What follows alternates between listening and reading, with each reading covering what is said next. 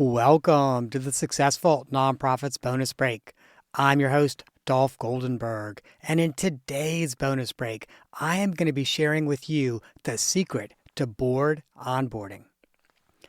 Barely half of all boards have a formal onboarding process for new members, and only half of those onboarding participants felt it actually prepared them for board service.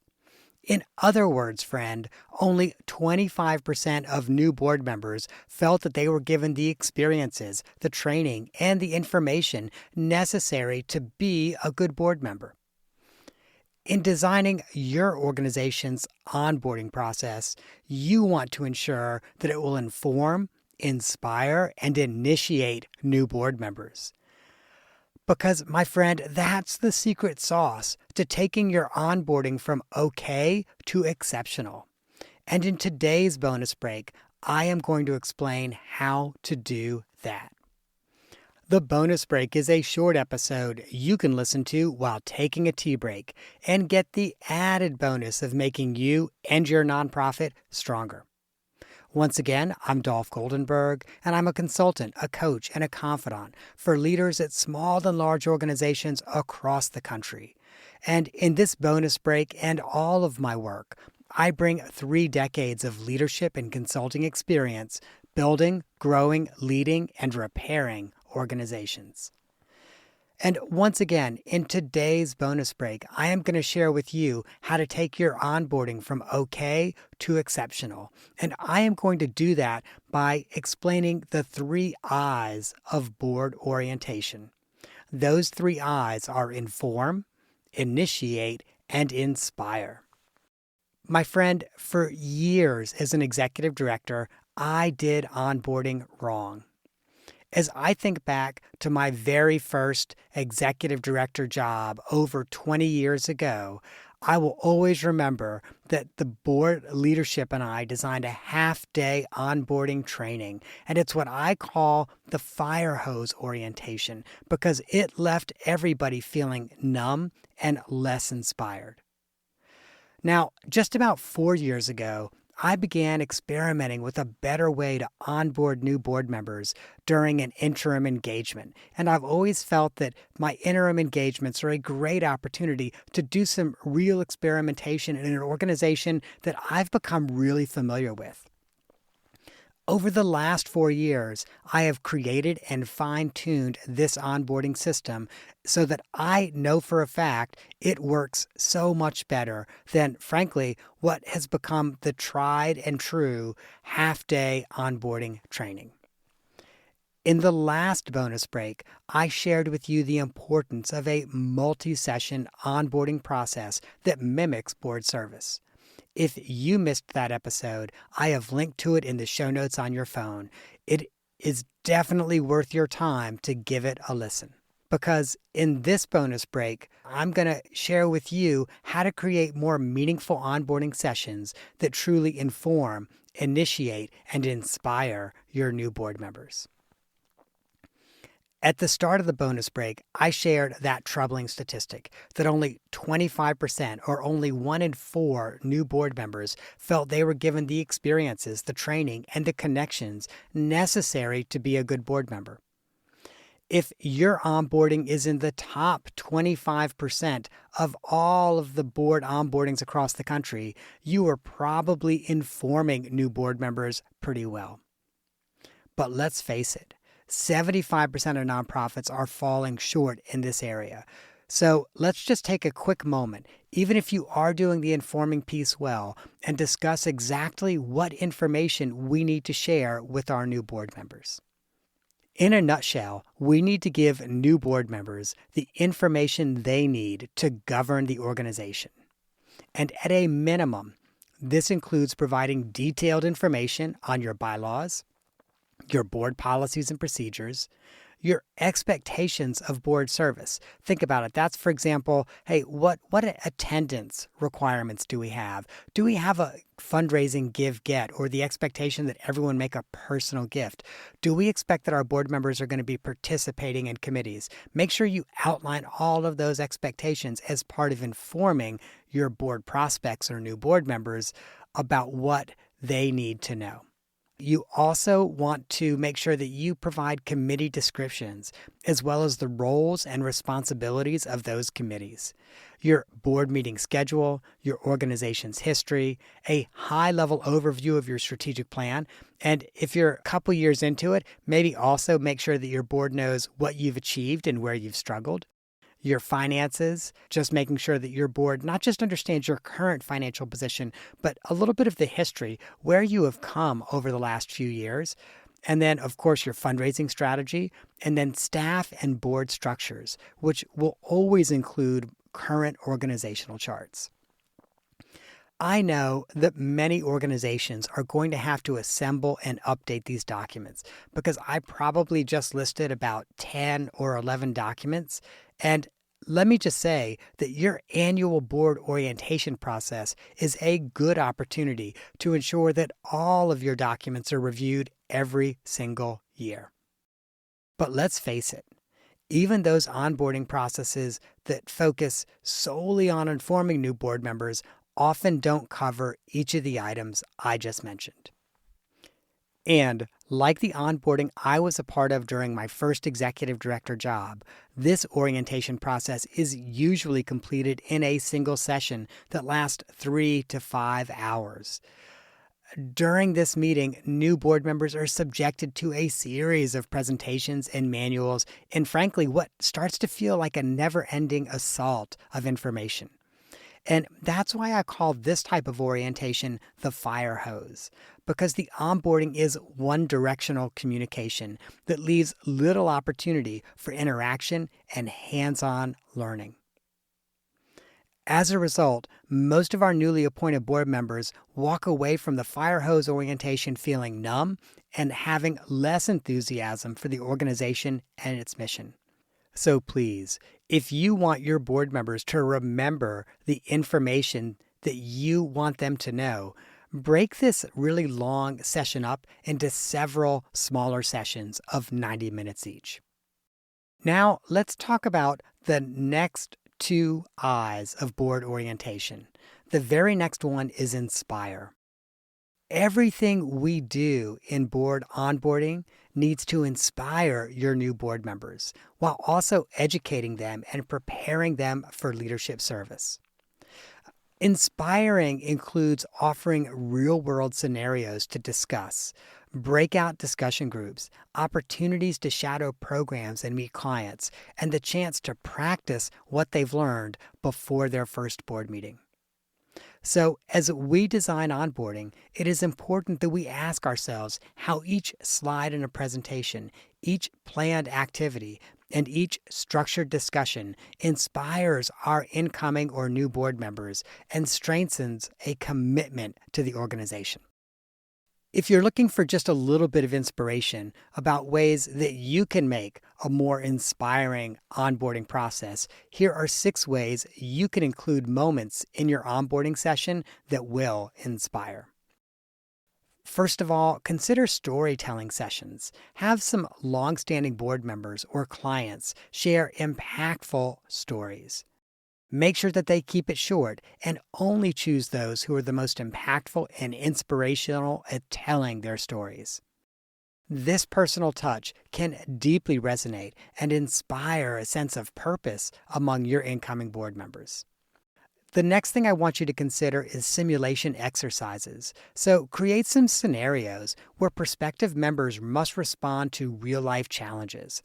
These could be challenges clients face, but also challenges your frontline staff have to overcome or the community is struggling with. This helps your prospective board members understand the complexities and intersectionality of decision-making in your organization. I also want you to be thinking about some mentorship pairings. So it's not unusual to consider a mentor for each new board member, but just make sure that you pair your prospective board members with experienced board members that frankly are already meeting the expectations of board service.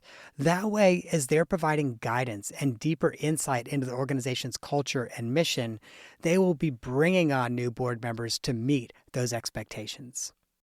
And if you're doing the multi-session onboarding process that we talked about in the last bonus break that includes homework assignments, meeting with your mentor could be a great follow-up action from one of your onboarding sessions. The fourth of the six that you absolutely need to make sure you include because it's very inspirational is make sure that you have small group discussions with duos and triads instead of large discussions of the entire group. And don't forget, when you bring everyone back together after the breakout discussions, ask groups to summarize their conversations. This ensures that more voices and perspectives get heard. And by the way, this is also a good practice to do in your board meeting because it will help counterbalance those loudest voices. I also want you to maybe think about including some sort of client interaction as part of onboarding. This might be shadowing a program. It also might be arranging for new members to meet with the clients or communities who are served. Once again, this could be small group discussions. It could be even panel Q&A, or maybe pairing prospective board members with a former client one-on-one to get to know each other for an activity. These firsthand experiences can be powerful motivators that your board members will bring with them into board meetings. And the last, and we talked about this last time, is consider a service project. Remember the last bonus break episode when I suggested a bonus session that offers a half-day hands-on project? It is always a good idea to involve incoming members in hands-on service activities that directly relate to your mission. Once again, this might be a cleanup day, painting a room, volunteering at a time when clients are going to be accessing your services. Whatever you choose, though, this immersive experience can be profoundly inspiring and also grounding for board members. Let me stop here and do a quick summary of the 6 ways you can include inspirational moments in your onboarding session: storytelling sessions, simulation exercises, mentorship pairings, interactive discussions, client interaction, and of course, service projects. Now that I've given you some actionable ways to make your onboarding inspirational, let's talk about that last I, initiate. When I tell nonprofit leaders that their onboarding process should initiate new board members, they often think about the bizarre and often cruel hazing associated with many fraternities. Unfortunately, a bunch of stupid frat boys have given initiation a pretty bad name. When we initiate someone through onboarding, we have 3 intentions. The first intention is to have incoming members do everything we expect of a great board member. This probably includes selecting a committee and attending a committee meeting, reviewing and understanding the financial statements, completing a conflict of interest disclosure document, making their first gift to the organization, and also soliciting their first gift from someone else. But whatever you expect of a great board member, you want to get all of your incoming board members to do those activities and complete those tasks as part of their onboarding process. The next purpose of initiation is to demonstrate and communicate the board's values and culture to those people who are coming onto the board. This may include being respectful in our disagreements, starting meetings on time, and following through on our commitments. By demonstrating our values and culture early, we help new board members support and build a positive culture. And if your board doesn't yet fully live these values or have this positive culture, an orientation that embodies these ideals will help change your board. The last purpose of initiation is to build relationships among the new cohort of board members, staff leaders, and existing board leaders.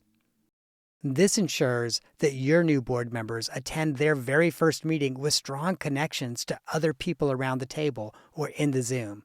And it means that they aren't going to show up as a stranger among people who seem to know each other pretty well.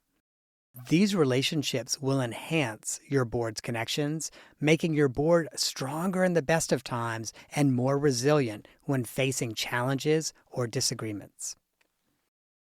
So, my friend, as you are preparing your next onboarding sessions, I want to make sure that you understand the secret ingredients to truly successful onboarding of your new board members.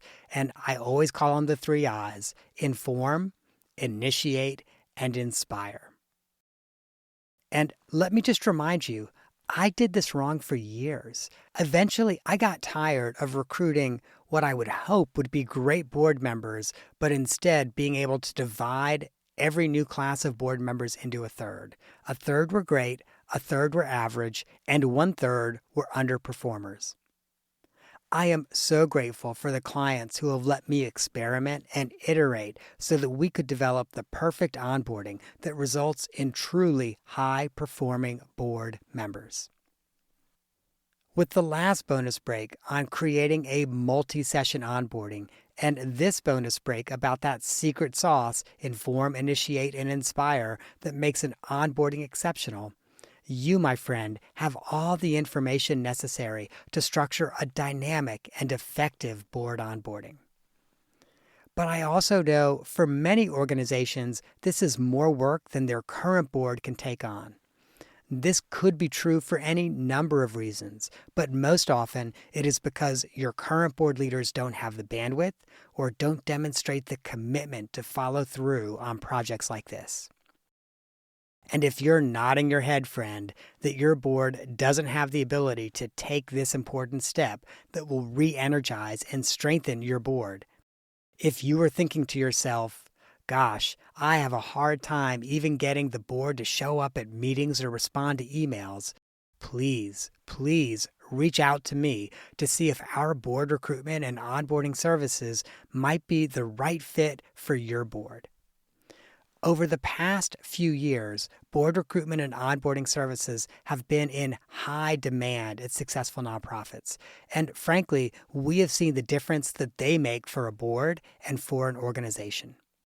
So in the show notes on your phone, there is a link to contact me if you'd like to have a conversation about recruiting and onboarding the board members you need. That, my friend, is our bonus break for this week. I hope you have gained some insight to help you and your nonprofit thrive. And a quick disclaimer that the lawyers make me say: I am not an accountant nor an attorney, and neither I nor the consulting practice provide tax, legal, or accounting advice. This podcast is for informational purposes only and should not be relied on for tax, legal, or accounting advice. Please, if that is what you need, find a licensed, qualified professional in your area.